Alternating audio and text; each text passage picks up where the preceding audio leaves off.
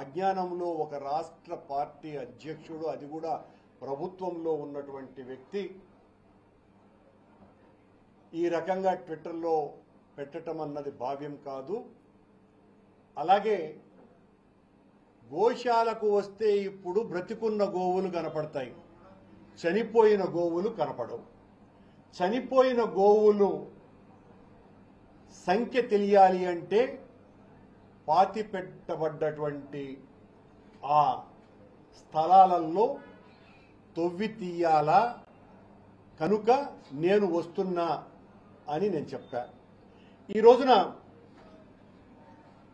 రాత్రి అర్ధరాత్రి నుంచే మాకు సంబంధించినటువంటి నాయకులను, మా మేయర్ దగ్గర నుంచి కార్పొరేటర్లని, ముఖ్యమైనటువంటి నాయకులను, కార్యకర్తల్ని అందరినీ కూడా హౌస్ అరెస్ట్ చేసినారు. ఛాలెంజ్ విసిరినటువంటి ప్రభుత్వం చేసిన నిర్వాకం ఇది. రాత్రి నుంచే నా ఇంటిని పూర్తిగా పోలీసు వాళ్ళు తమ అధీనంలోకి తీసుకున్నారు. దాదాపు 50 మంది పోలీసులకు పైగా, అందులో 3 సిఐ స్థాయి అధికారులు, చంద్రగిరి డిఎస్పీ గారు కూడా నాకు తెలిసి ఉదయం నుంచి వాళ్ళు నా దగ్గరే ఉన్నారు. మీరు ఎక్కడికి బయటికి వెళ్ళటానికి లేదు సార్ అని. నేను ఆ ఛాలెంజ్ని స్వీకరించి నిజ నిరూపణకు నేను బయలుదేరితే నన్ను బయటికి పంపించలేదు. సరిగ్గా వాళ్ళు అవతల పార్టీకి సంబంధించినటువంటి వాళ్ళు, ప్రభుత్వ ప్రతినిధులు ఎవరో వచ్చినారు అని తెలిసి నేను ఇంటి నుంచి బయలుదేరా.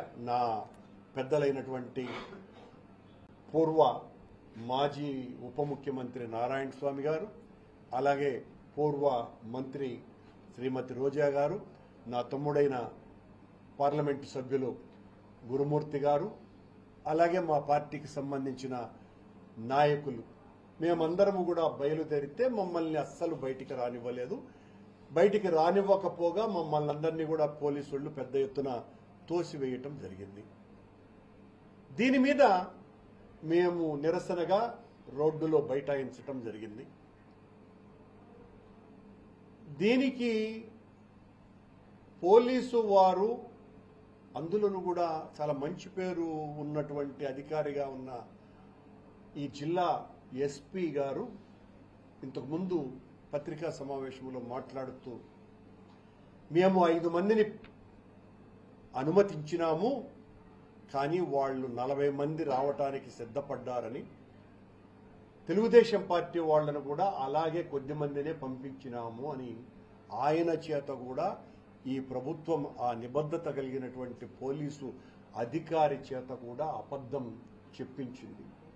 ఉదయం నుంచి నేను, మా గురుమూర్తి గారు, మా నారాయణ స్వామి గారు, అలాగే మా ఎమ్మెల్సీ గారు, రోజా గారు, ఈ 5 మందికి పర్మిషన్ ఇవ్వండి అని ఉదయం 8 గంటల నుంచి మేము పోలీసు వారిని విన్నవించుకుంటూనే ఉన్నాం.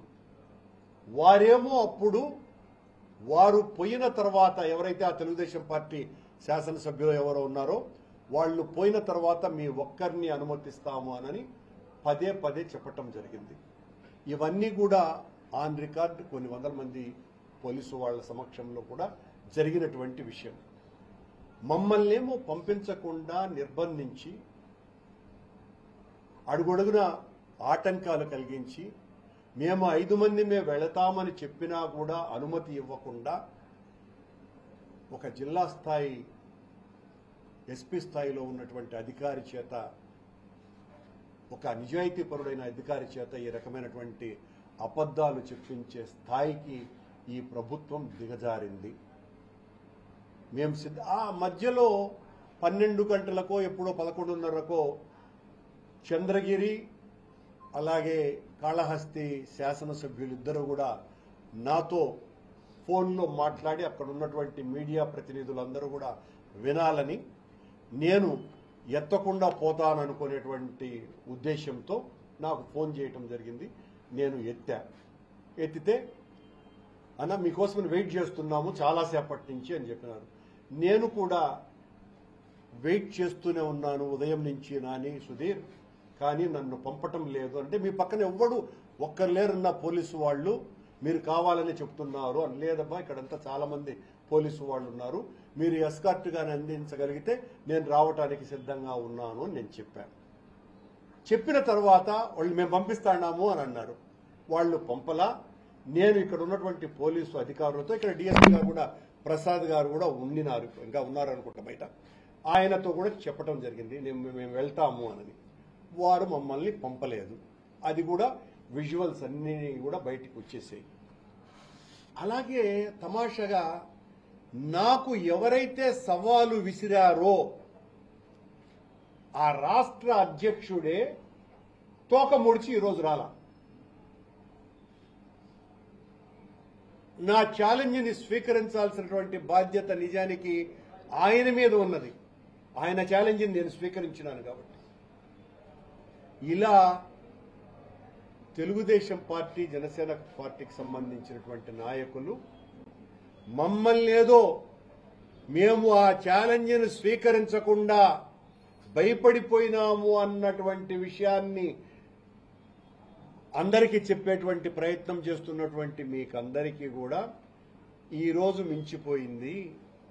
రేపైనా, ఎల్లుండైనా, మరెప్పుడైనా మీరు ఎప్పుడు చెప్పినా మీ పోలీసు వాళ్లతో నన్ను, మా నాయకులు కనీసం 5 మందిని మాత్రమే మిమ్మల్ని అనుమతిస్తే మేము ఇప్పటికీ కూడా సిద్ధంగా ఉన్నాము.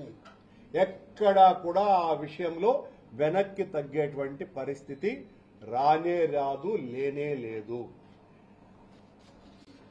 మీ ఎగ్జిక్యూటివ్ ఆఫీసర్ 43 ఆవులు చనిపోయాయి 3 నెలల్లో అని ప్రకటించినాడు. మీ చైర్మన్ 22 ఆవులు చనిపోయాయి అని చెప్పటమే కాకుండా, ఏం మనుషులు చచ్చిపోరా, ముస్లిం 35 కాబట్టి చచ్చిపోయినాయి, నువ్వు ఒక దుర్మార్గుడివిరా, నీచుడివిరా అని నన్ను ఇష్టం వచ్చినట్టుగా తిట్టాడు. మనిషి జన్మ ఎత్తటమే పొరపాటురాని ఇలాంటి వాడు అని.